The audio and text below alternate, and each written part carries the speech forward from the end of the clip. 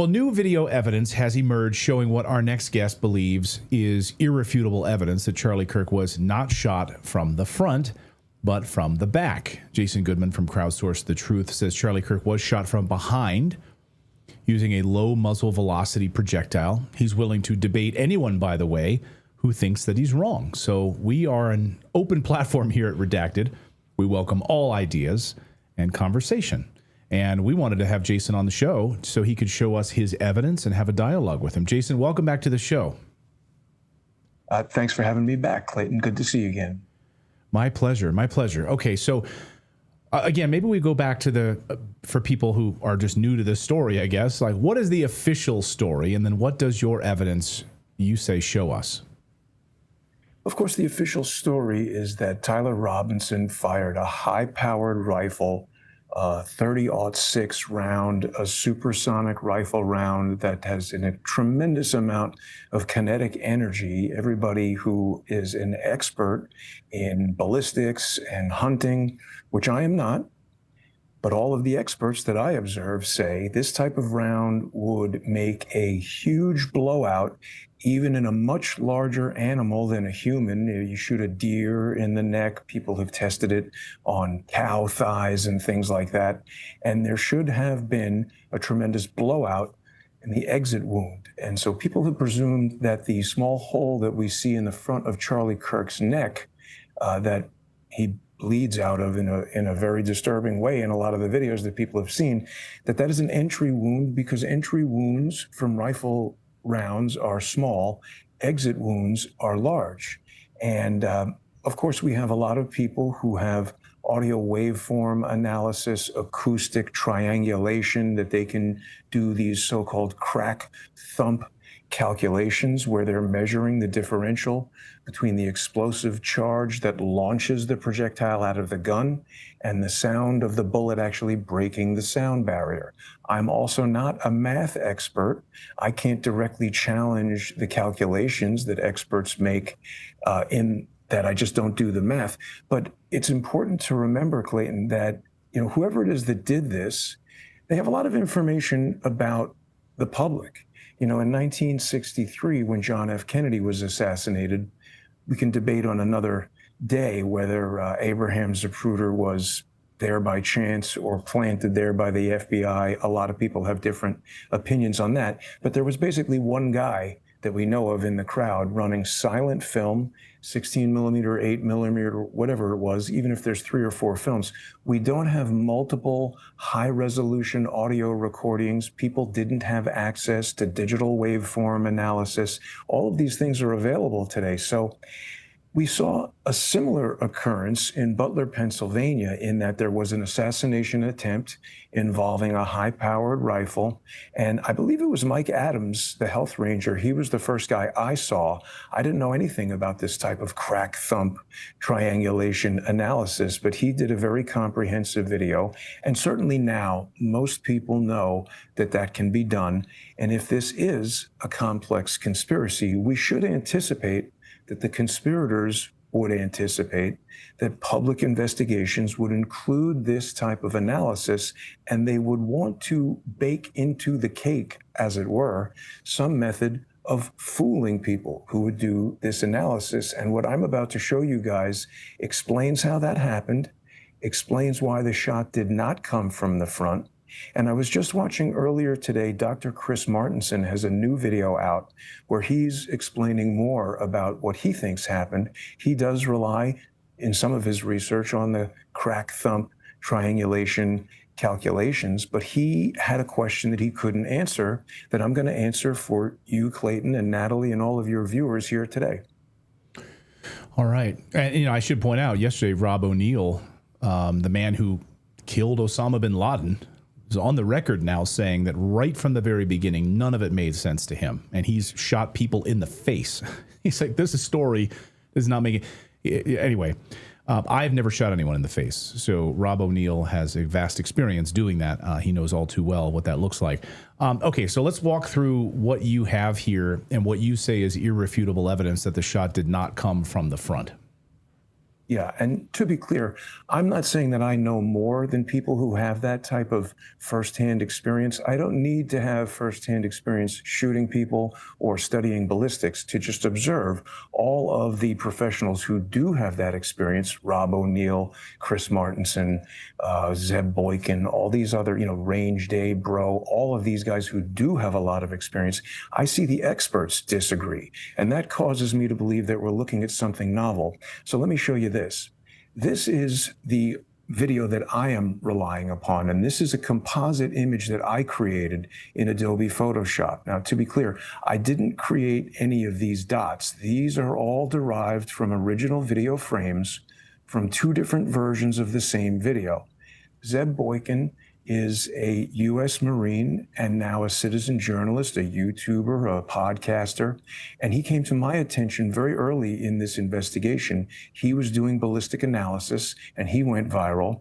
And I saw him on Owen Schroyer's show, and Owen and I had the same immediate reaction to seeing this video. It was substantially higher quality than really almost any of the other videos that we've seen. Even in Chris Martenson's evaluation, he says some of these videos look like they were shot on a potato. This one exhibits characteristics that cause me to believe that it came from the original videographer from their phone. And by that, I mean it was full resolution, 1920 by 1080 HD. It seemed very high bit rate. It doesn't have a lot of blockiness or smeariness. It looked like a very good video.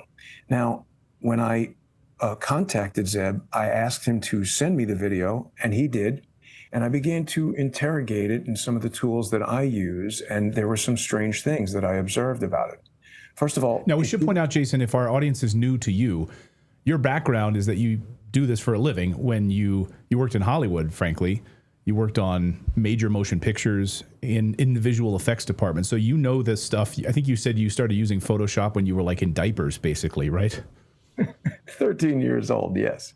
First version of Photoshop that I used was 1.07, and I think it was 1985, 6, something like that. But I've been doing digital imaging for a long, long time.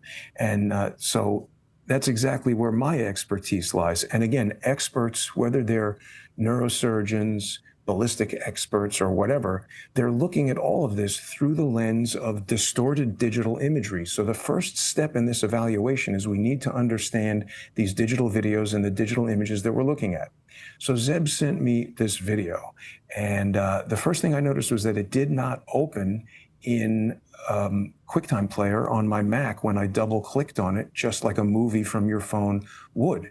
And so I started to examine it, and I first thought that it was an MPEG transport stream, but upon further interrogation, I've been continuing my investigation since we spoke, I've discovered that it wasn't that. It's an MPEG stream that's encoded in what's called high 10, which is a subset of the H.264 protocol. This is not a format that the iPhone creates. The iPhone is capable of making high dynamic range videos, but not in this high 10 format. The other thing that I noticed about it is that it's encoded at 20 frames per second. We can see right here, it's got a pretty high bit rate, but it's 20 frames per second. And I realize this gets pretty technical, but it's important. When most films, when people see films in a theater, it's usually at 24 frames a second. A lot of phones, you can set it to 30 frames a second or 60 frames a second. 20, though, is odd to me. You're exactly right. The 24 frame per second frame rate is the cinema frame rate of a movie camera. And so digital cameras that want to mimic cinema cameras can shoot at 24. European television standards are 25. North American television standards are 30. High definition can be 60, but 20 is very unusual. And again, it's a format that the iPhone cannot create. This high 10 MPEG profile. It's not something that any Android phone, it's not something that any iPhone or action camera or, consumer, prosumer camera can create. So I began to investigate this 20 frame per second file, and I found these two dots in the video, and I've highlighted them here in this image. People can see we've got this dot right here. These three dots create a line. And when I started talking to Zeb Boykin about this 20 frame per second video, days later, someone sent him the same video, but at 30 frames per second. Now, this is where it becomes very important. I was looking at these videos, and in order to get a 20 frame per second video from a 30 frame per second original, there's a couple of things that you could do. The most obvious would be to sort of slow it down, but then you'd play it back and you'd notice that the sound is slow, the motion is slow. There'd be certain obvious things that you could see, and these videos did not exhibit those things.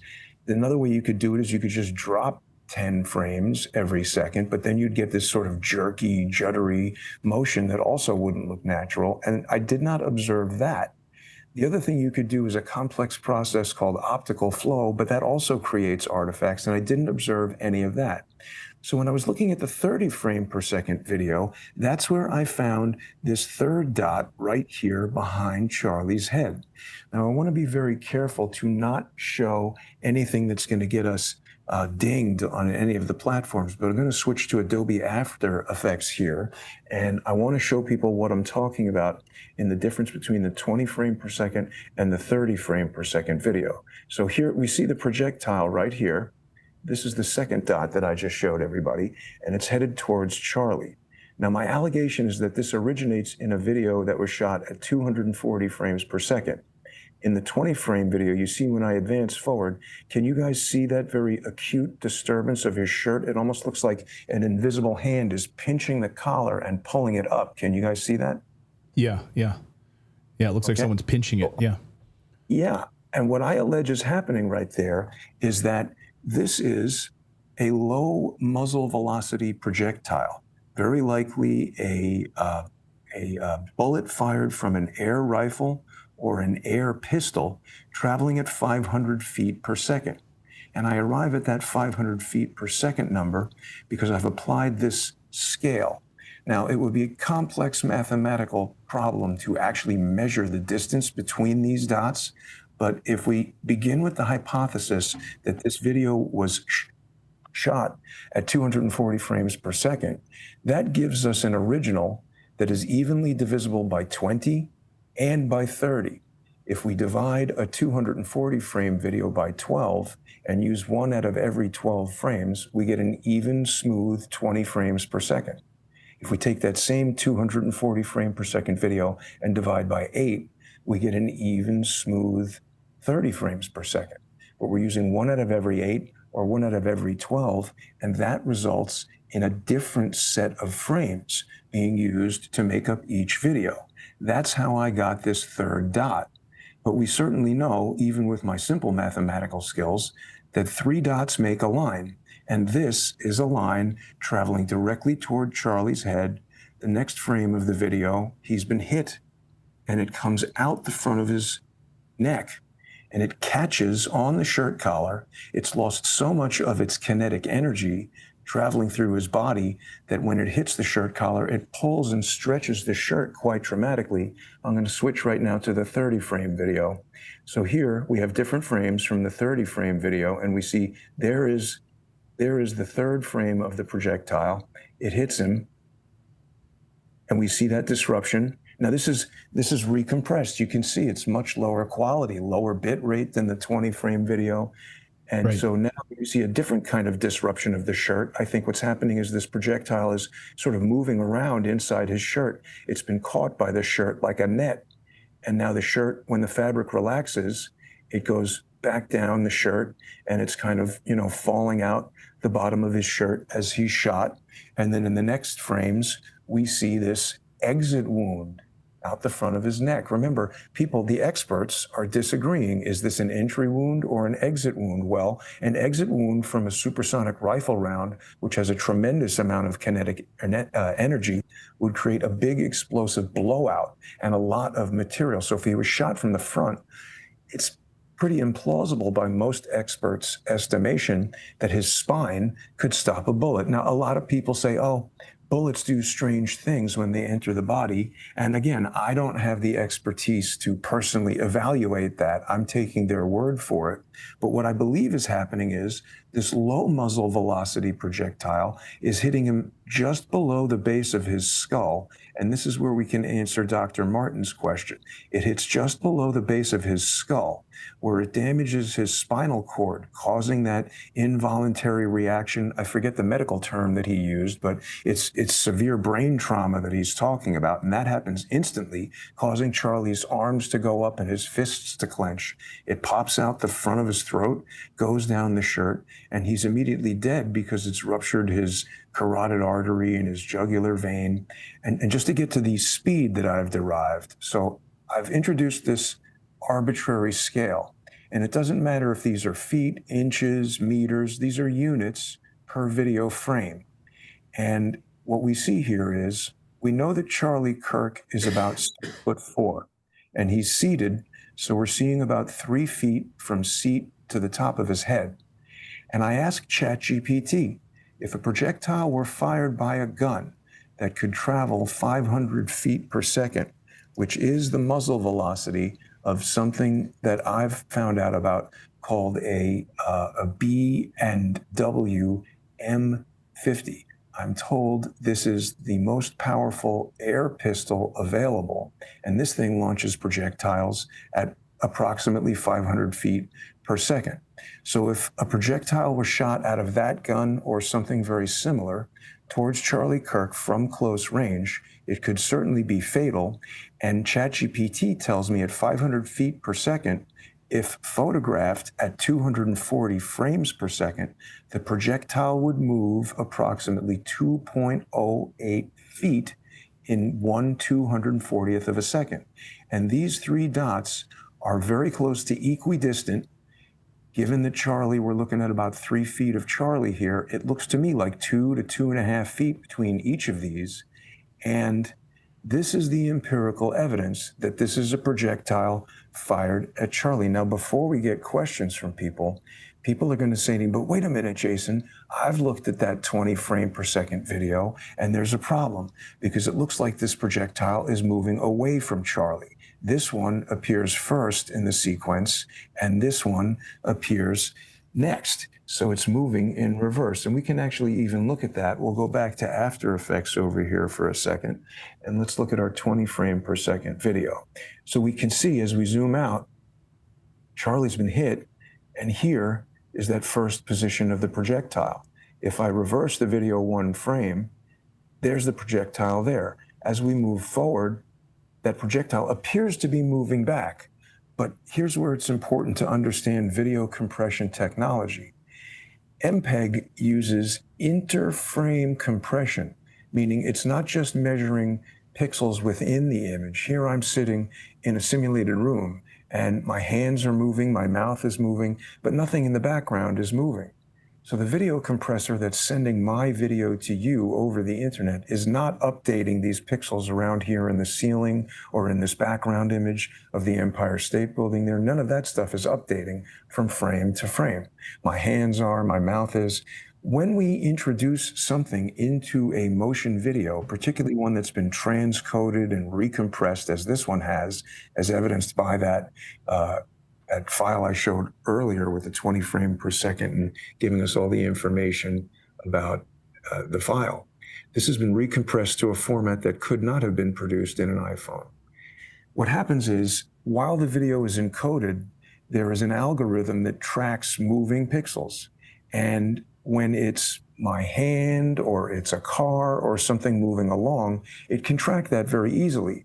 But when it is a high contrast, very small item like these white dots, essentially white dots presented against dark backgrounds, the encoder can become confused, and these things can be displayed temporally out of order.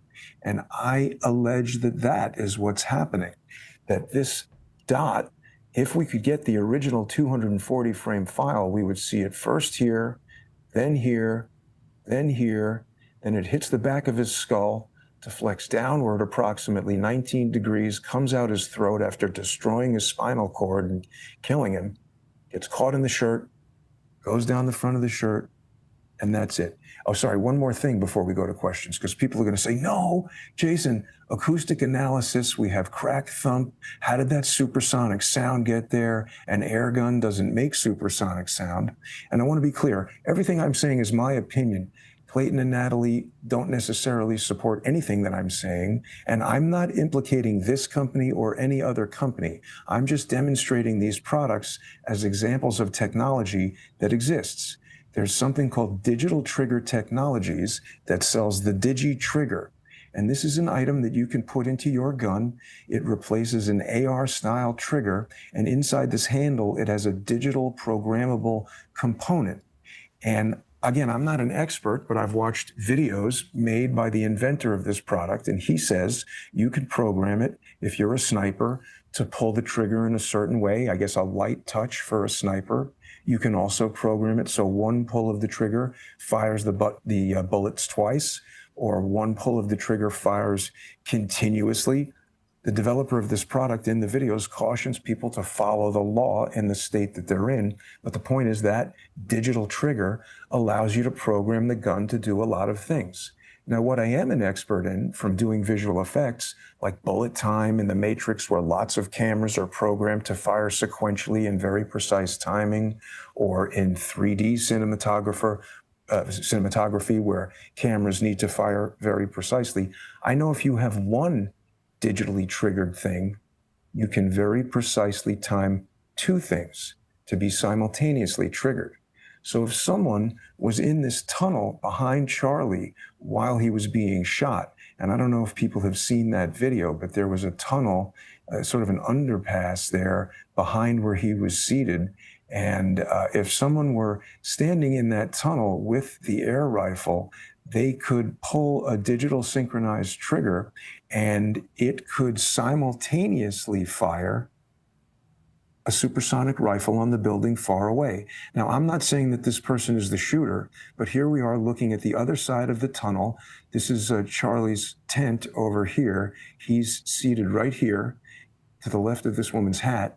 And this is the guy who removed the SD card from the camera right behind Charlie. Everybody else is running for their lives. He's up here, perched in a spot where I don't know if you could get the angle on Charlie from here with a rifle, an air rifle or an air pistol, but if you could, you'd be hidden from sight from the crowd. The sound of the air pistol would be quite hidden. And there's one final thing that I want to say. I know I'm running my mouth a lot, but a lot of people heard this research and they said, oh, Jason is saying that Charlie got shot from behind. That means he got shot by a modified camera that was shooting bullets at him. And that is not correct, because here we see the camera behind Charlie and we can see that the line from its lens doesn't line up with the trajectory of those bullets. It really doesn't line up at all. But what it does introduce is the possibility that a targeting camera could have been used. The video feed from that camera could have been fed to something like, and again, I'm not implicating the long shot company, but these guys make a bunch of Wi-Fi cameras that you put down range near your target, and then you sit with your iPad when you don't have clear visibility to the target, and you aim your gun and you shoot at the target.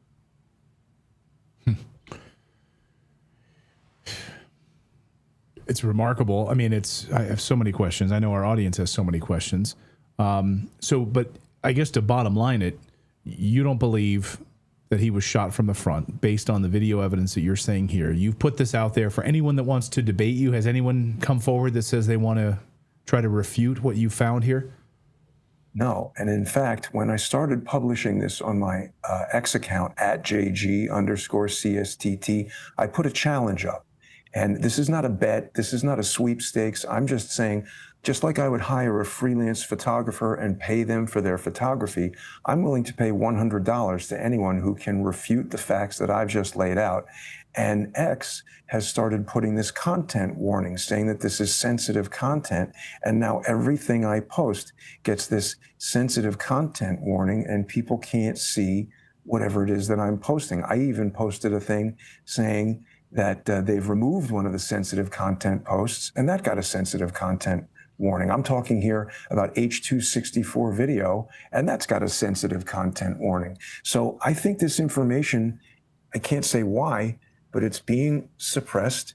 People don't want to address it. And again, anyone who wants to refute any of the measurable facts, these are empirical facts that I've just laid out. Everything I've showed you, it's an existing technology. I'm not talking about some imaginary plasma-powered ballistic drone that came out of nowhere and shot Charlie Kirk. I'm not talking about bullets ricocheting off of bulletproof vests that he obviously wasn't wearing. I've laid out a very detailed explanation of what happened. I've shown examples of technologies that could have been used, or certainly other units of the same capability could have been used. And I believe this explains everything that can't be explained, the nature of the wound, why he had that traumatic brain injury, this video being shot at 240 frames per second. Someone is going to have an image of the individual who made that video, because there is this frame in the video where we see a photographer here. This guy looks to be a news photographer to me. He looks like he's got a press pass. He doesn't look like a college student. He's got a big professional looking still camera. He's taking pictures. Again, I'm not implicating this individual in any wrongdoing. I'm just saying I expect that this person would have a very high resolution image of whoever it is that took this video that I allege was photographed at 240 frames per second and deceptively presented to us at 20 frames per second. Jason Goodman, will you stick around for our Rumble Premium today and answer a few questions from our audience? If anyone has I see a lot of questions coming in. So if you wouldn't mind, I've got some questions. I know people on our staff have some questions, and I see the thousands of you watching right now probably have a few questions. So if you would, for a few minutes, hang out. We're just going to go over to Rumble Premium here in a moment. So just hang with us, Jason, if you'd be so kind.